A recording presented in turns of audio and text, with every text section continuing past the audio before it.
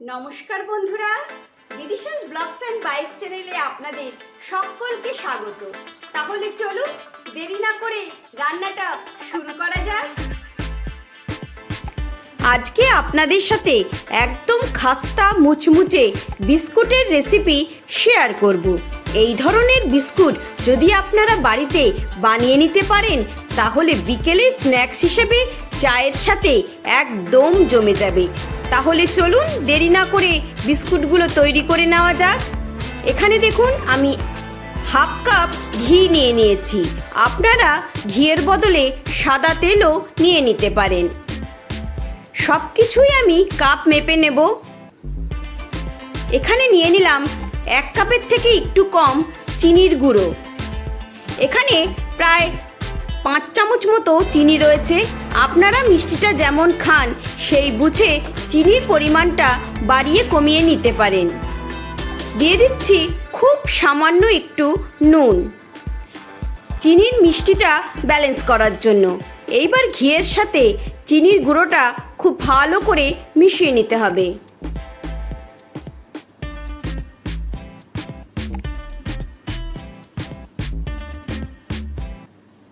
দেখুন খুব ভালো করে ঘিয়ের সাথে আমি চিনিটা মিশিয়ে নিয়েছি। এইবার আমি ওই কাপ মেপেই 2 কাপ ময়দা অ্যাড করব। আপনারা চাইলে ময়দার বদলে আটাও এখানে ইউজ করতে পারেন। ময়দাটা অবশ্যই চেলে অ্যাড করবেন, আমি আগেই চেলে রেখেছিলাম। 1 কাপের থেকে একটু কম অ্যাড করে দিলাম ডেসিকেটেড কোকোনাট। আপনারা চাইলে এমনি নারকেল কোড়াও অ্যাড করতে পারেন। দিয়ে দিচ্ছি একটা 10 টাকার গুঁড়ো দুধের প্যাকেট, পুরোটাই আমি ঢেলে দিলাম। দিয়ে দিচ্ছি 1 চামচ এলাচের গুঁড়ো। এইবার সমস্ত উপকরণগুলো হাত দিয়ে প্রথমে ভালো করে মিশিয়ে নেব।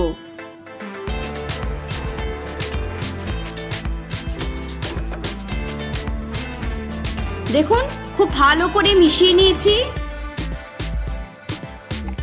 এইবার দিয়ে দিচ্ছি একদম অল্প পরিমাণ খাবার সোডা। এবার আবারও ভালো করে একটুখানি মিশিয়ে নিলাম।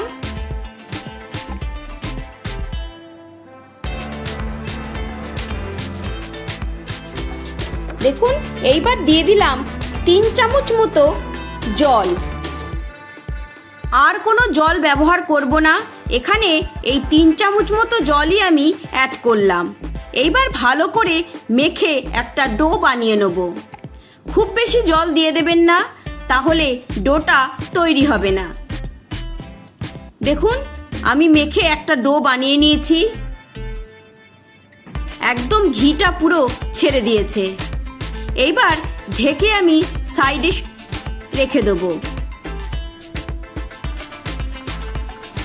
যে থালাতে আমি বিস্কুটটা বানাবো সেই থালাটা রেডি করে নিচ্ছি। থালার মধ্যে কিছুটা ঘি আমি মাখিয়ে নিলাম। আপনারা চাইলে সাদা তেলও মাখিয়ে নিতে পারেন।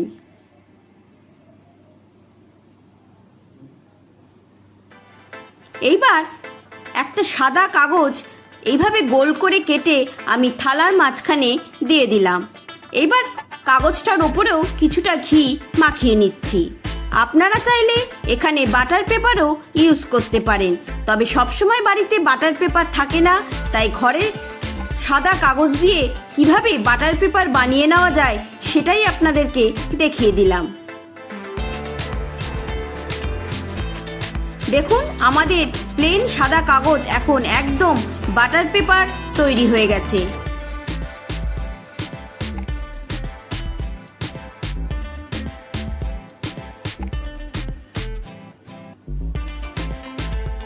এবার থালাটা আমি সাইডে রেখে দেবো।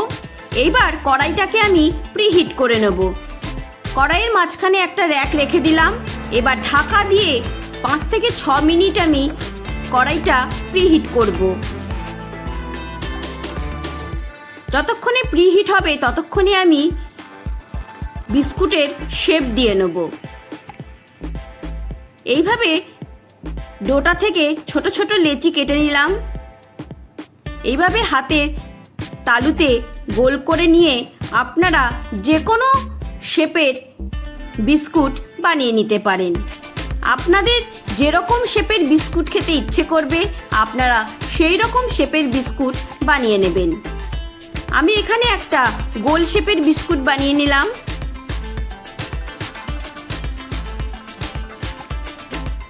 আরেকটা লম্বা শেপেরও বিস্কুট বানিয়ে নিচ্ছি।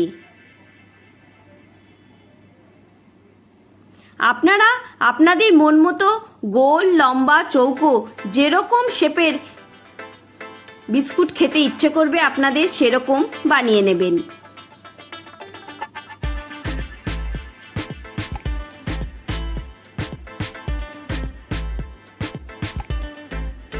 দেখুন, একটু লম্বা শেপের একটা বিস্কুট আমি বানিয়ে নিয়েছি।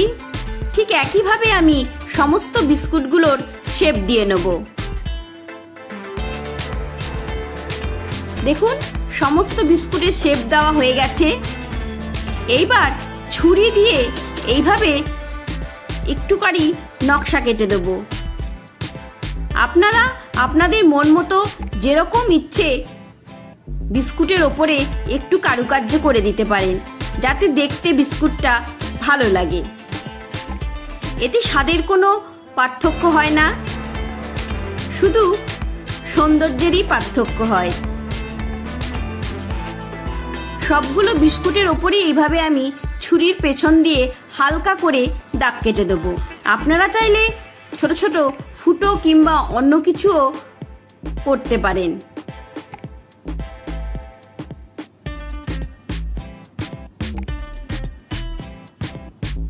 দেখুন, সমস্ত বিস্কুট আমাদের এবার বেক করার জন্য রেডি হয়ে গেছে। এবার বিস্কুট কয়েকটা আমি থালার মধ্যে এইভাবে সাজিয়ে দেব। একটু ফাঁকা ফাঁকা করেই রাখতে হবে, কারণ বেক হওয়ার পর বিস্কুটগুলো অনেকটাই ফুলে যাবে। তখন গায়ে গায়ে দিলে একদম একটার গায়ে আরেকটা লেগে যাবে। বাকি বিস্কুটগুলো আমি পরে বেক করব। দেখুন, কড়াই আমাদের প্রিহিট হয়ে গেছে। এইবার আস্তে করে থালাটা আমি মাঝখানে বসিয়ে দেব।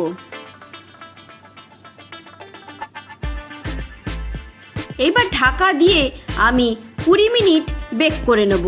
প্রথম 5 মিনিট আমি মিডিয়াম টু হাই ফ্লেমে বেক করব, তারপর 15 মিনিট একদম লো ফ্লেমে বেক করব।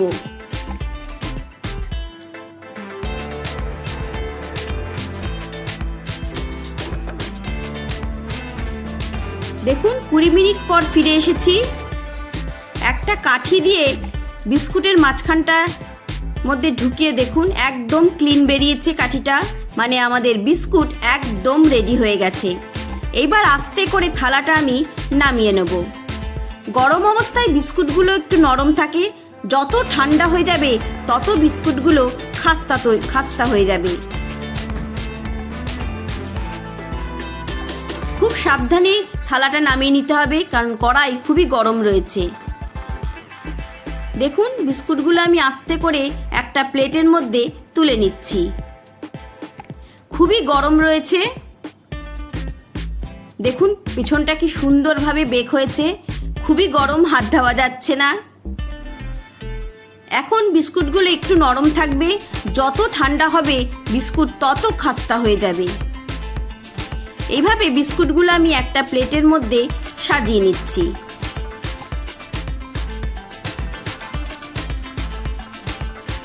দেখুন, পিছনটা কতটা সুন্দর কালার এসছে। ঠিক একইভাবে আমি বাকি বিস্কুটগুলো বেক করে নেব।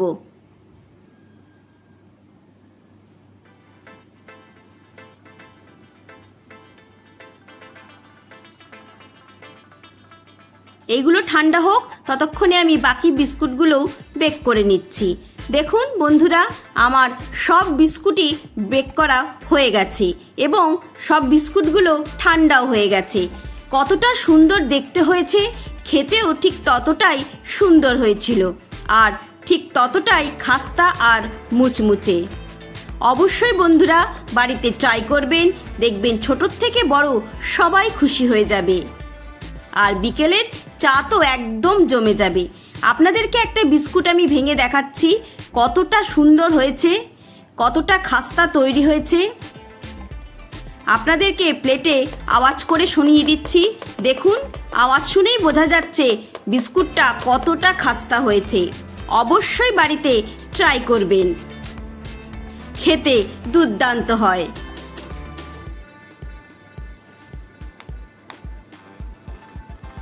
তাহলে বন্ধুরা, রেসিপিটা আপনাদের কেমন লাগলো অবশ্যই আমাকে কমেন্ট করে জানাবেন। ভালো লেগে থাকলে একটা লাইক করবেন, বন্ধু ফ্যামিলি মেম্বারদের সাথে শেয়ার করবেন। আবারও আপনাদের সাথে দেখা হবে নতুন রান্নার কোনো রেসিপি নিয়ে। সবাই ভালো থাকবেন, সুস্থ থাকবেন। ধন্যবাদ।